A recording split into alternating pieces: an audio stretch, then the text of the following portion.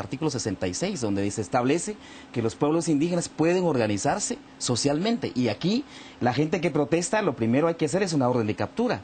Y entonces el gran problema aquí es la población lo que está pidiendo, el caso de Varías como el caso de Toto. Yo esperaría una investigación de la CICIG en el caso de Varías, porque vimos el caso de Toto, por ejemplo, el mismo presidente, Balcás estaba ahí, en donde la fotografía era el disparo para arriba, cuando efectivamente nosotros sabíamos que habían disparado directo a la población. Bueno, entonces, yo no estaba en campo, son esos casos, me parece que esos casos de Toto y en el caso de Varías, hay varios casos, hay 1.200 puntos de conflictividad, y de esos 1.200 puntos de conflictividad en el país, solo 7 ha intentado el gobierno resolver. Entonces, tampoco estamos diciendo que esa es la responsabilidad total del gobierno, pero lo cierto es que no hay bases fundamentales ni voluntad política para discutir y resolver estos problemas, porque son problemas estructurales y son problemas de país. Finalmente, Mario, solo me queda una duda. Esta persona capturada, ¿quién es? ¿Realmente él participa en estos movimientos que, como bien decía usted, pues la población tiene su derecho a quererse oponer o a no quererse oponer? Pero esta persona, ¿quién es? Yo creo que hay un error. Muchos piensan que los líderes indígenas, 1 o 2 son los que encabezan los movimientos indígenas. Es un error, porque efectivamente quizás ni él estaba en la dirigencia, son otros. Entonces creo que ahí nos faltó una investigación, ¿verdad? ¿Qué dicen sus allegados? ¿Si era parte él de ese movimiento o no lo era? La gente lo reconoce, pero hay más. Entonces creo que es un error de capturar alguien que no estaba implicado en el proceso, ¿verdad? Y entonces creo que faltó la investigación. Aquí lo que habría que buscar, mira, para mí una solución rápida a los problemas sociales que hay en el país es que el gobierno debería detener las explotaciones mineras. Es decir, frenarlas y entonces crear una estrategia de diálogo, pero frenarlo. Lo que pasa es que los sistemas de diálogo que estás manejando, no hay solución. Y la gente lo rechazó. La gente lo rechazó, pero minería. Pero hay una serie de conflictos que tienen que ver con eso, porque la gente está desconociendo el producto. Se sometió al Congreso de la República, efectivamente, mira, lástima que no hay tiempo. Pero nos tenemos que ir ya, pedimos 2 minutos más para poder... Miren, pues, efectivamente, parte de las demandas de la marcha campesina, ¿sí? Del año pasado. Exactamente.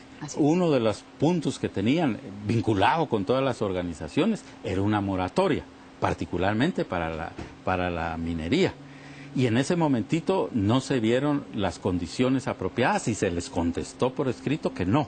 Sin embargo, nuestra reflexión, ¿sí?, viendo justamente la conflictividad social y cómo se expresa, fue 1 año más tarde nosotros consideramos, y fue la voluntad presidencial, de instruir a su ministro de Energía y Minas, y se ha presentado justamente una moratoria para que la apruebe el Congreso de la República en términos de la minería.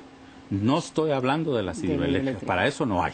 Pero efectivamente, yo sí creo que hay varios de los elementos que la ley actual de la minería no favorecen solucionar esas cuestiones, porque no dan las funciones. Y yo concuerdo con Mario, tenemos como sociedad un problema estructural de aplicación del convenio.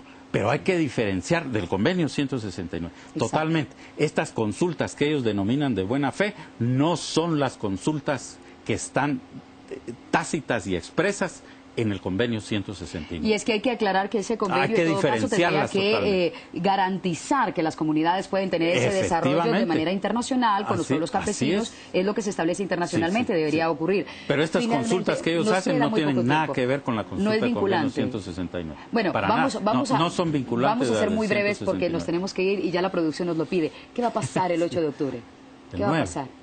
¿El 8, 9 de octubre? Sí, 9. ¿Qué va a pasar con respecto a, se supone que ya llegaron a sentarse a una mesa de diálogo y se supone que ya no tendrían que haber armas y más conflicto? La tensión tendría que estar ahora mismo allá en Santa Cruz Varillas, pero no sabemos si eso está ocurriendo o no. ¿Hay algún cambio a partir de este momento o simplemente se ha dicho para tratar de bajar los ánimos caldeados? ¿Qué va a pasar?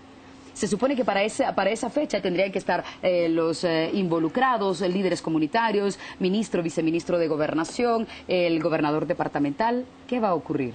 Hemos visto en otros casos y no hay ninguna solución. O sea, no hay esperanza. ¿No tienen esperanza de parte de ustedes? Hay que esperar que termine el gobierno los 2 años y buscar otra solución. ¿Qué propone de parte del gobierno? ¿Va a pasar algo? Sí, por supuesto. ¿En esta mesa hay algún actor de Hidro Santa Cruz sentado ahí? Importante. ¿En este diálogo? No, en lo que hicieron anteriormente sí estaba la empresa, pero nosotros abrimos, es que son tareas de acercamiento y es difícil. porque hay realmente criterios encontrados entre unos y otros los actores, y hay que hacer un proceso de acercamiento. Entonces, el diseño que se hizo fue un diseño de acercamiento, pero la visita del presidente tenía por objeto no conocer los planteamientos de la empresa, porque no se llegó a defender, como él mismo lo dijo, los intereses de la empresa.